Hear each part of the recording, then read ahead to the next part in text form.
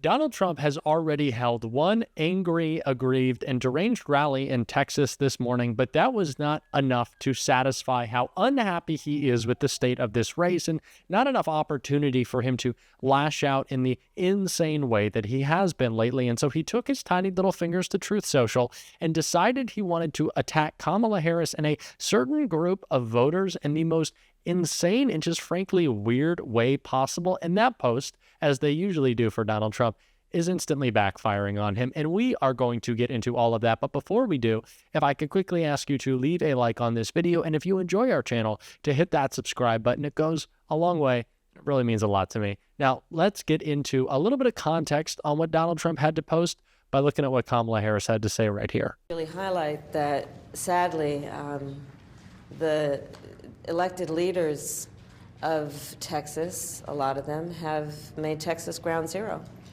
in this fundamental fight for the freedom of women to make decisions about their own body. So tonight we will be discussing the impact of that, not only to the women of Texas and their families, but to people around the country because of Trump abortion bans. And I do believe it is critically important to acknowledge that this is not just a political debate. This is not just some theoretical concept. Real harm has occurred in our country. A real suffering has occurred. People have died. And it is important to highlight this issue because this is among the most critical issues that the American people will address when they vote for who will be the next president of the United States. So I will be talking about the harm. I will be talking about those who have been directly impacted, and I will also tonight be talking with the American people about the power that you, the American people, have to make a decision about the future course of our country. And do we all agree that there are just certain decisions the government should not be making for individuals and their families?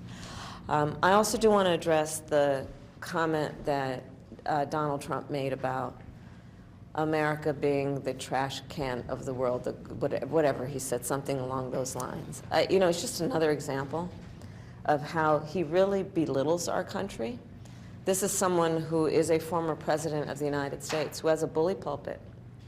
And this is how he uses it to tell the rest of the world that somehow the United States of America is trash. And I think, again, the President of the United States should be someone who elevates discourse and talks about the best of who we are and invests in the best of who we are. Not someone like Donald Trump who's constantly demeaning and belittling who the American people are. America deserves better.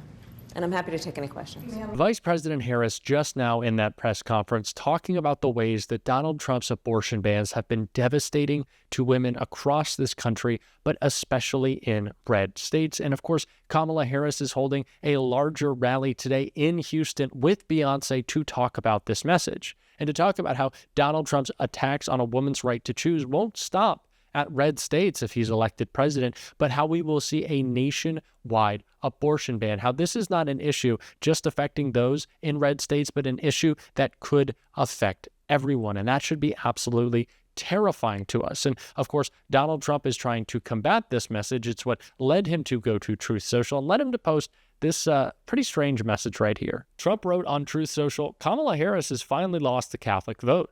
Her and Democrats' persecution of the Catholic Church is unprecedented. Her poll numbers have dropped like a rock, both with Catholics and otherwise. What took so long? RFK Jr. has been pushing hard for Catholics to vote for Trump.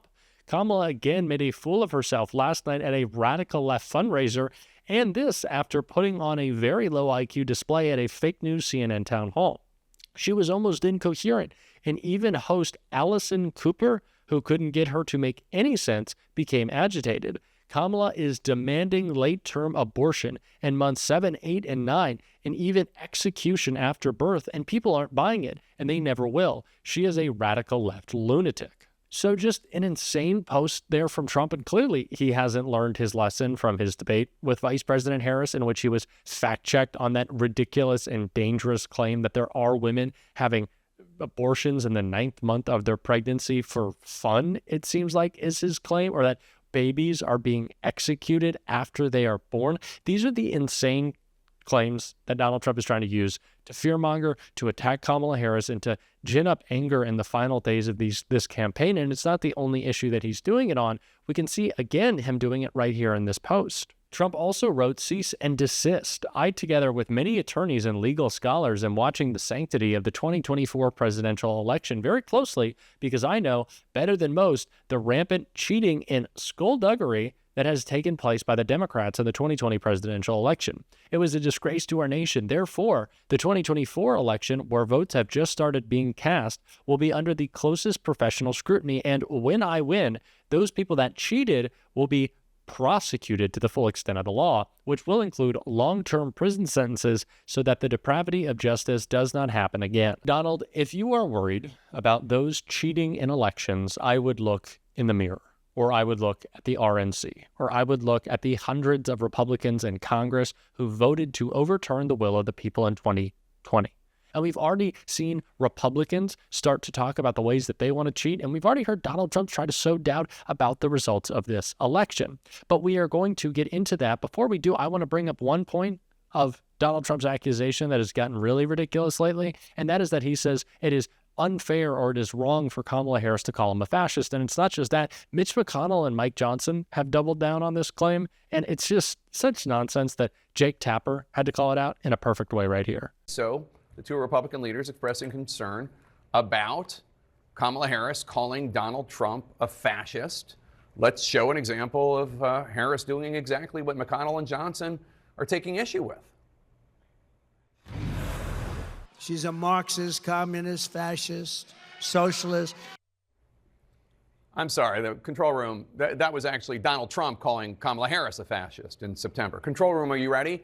Please run the clip of Kamala Harris calling Donald Trump a fascist, which offended the Republican leaders. Somebody's got to explain this woman. This is a radical left, Marxist, communist, fascist. Okay, again, I'm sorry. That was Trump calling Harris a fascist. I apologize. Control room, can we get it together? Johnson and McConnell are very upset that Kamala Harris called Donald Trump a fascist. Please roll the clip. Humor me. Authoritarian, admires people who are dictators. He has said that. So he certainly falls into the general definition of fascist, for sure. One, how can you claim that Donald Trump isn't a fascist, someone who wants to be a dictator on day one, praises other dictators, seems to love Hitler, wants his generals to be loyal? How is that person? The fascistic tendencies that Donald Trump has demonstrated over and over again are incredibly clear. But second, how can you say that Donald Trump, who continues to levy that accusation against Kamala Harris, is okay in doing so, but Kamala Harris is not when she's right? And she's wrong to call out his attacks on our democracy.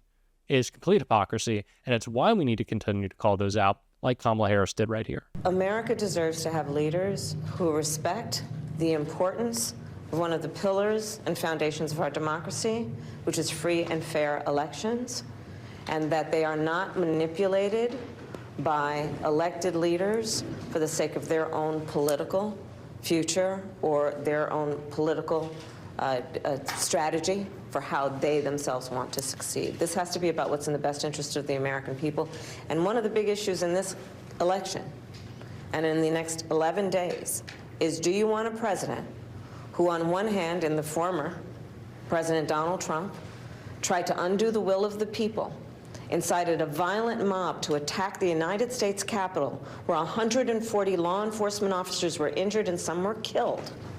Or do you want a president who respects the will of the people, free and fair elections, and the right of the people to make a decision about who are their leaders?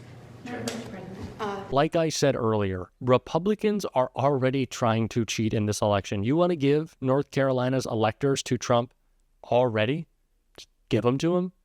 This is insanity. It is crazy the way that Republicans who claim to care about freedom want to deprive people of their freedom to have their voice heard and their vote counted. It's crazy at this point. And it's the reason so many Republicans who actually do care about this country, they may have ideological differences with Kamala Harris, but are turning to support her, as Jessica Tarloff was talking about right here.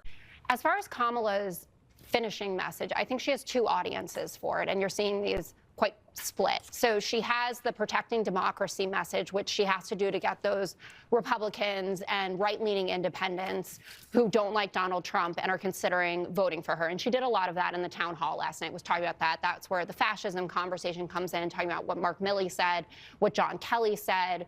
40 of 44 cabinet secretaries that work for Donald Trump aren't backing him. And there were a number of big endorsements just out today.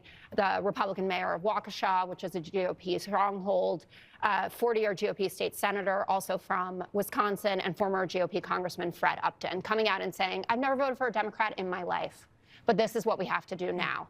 And then the other closing message is for the rank and file Democrats, for people more like me, and that's going to be about reproductive rights, cost of living, talking about that Medicare proposal to expand coverage for people at home, aging people, protecting health care, building housing, et cetera. If you love and care about this country, there is no way that you could vote for Donald Trump. It is unbelievable, the steps that he has taken to attack our democracy, to sow doubt about this upcoming election, and the lack of character he continues to demonstrate as he dives deeper into cognitive decline, really, if we can just put it that way. This choice couldn't be clearer, and we're going to continue to talk about it every single day. And if you want to support that, as always, you can hit that subscribe button, you can leave a like on this video, and if you stuck around to the end, you can drop a blue heart in the comments. And until next time, I'll see you soon.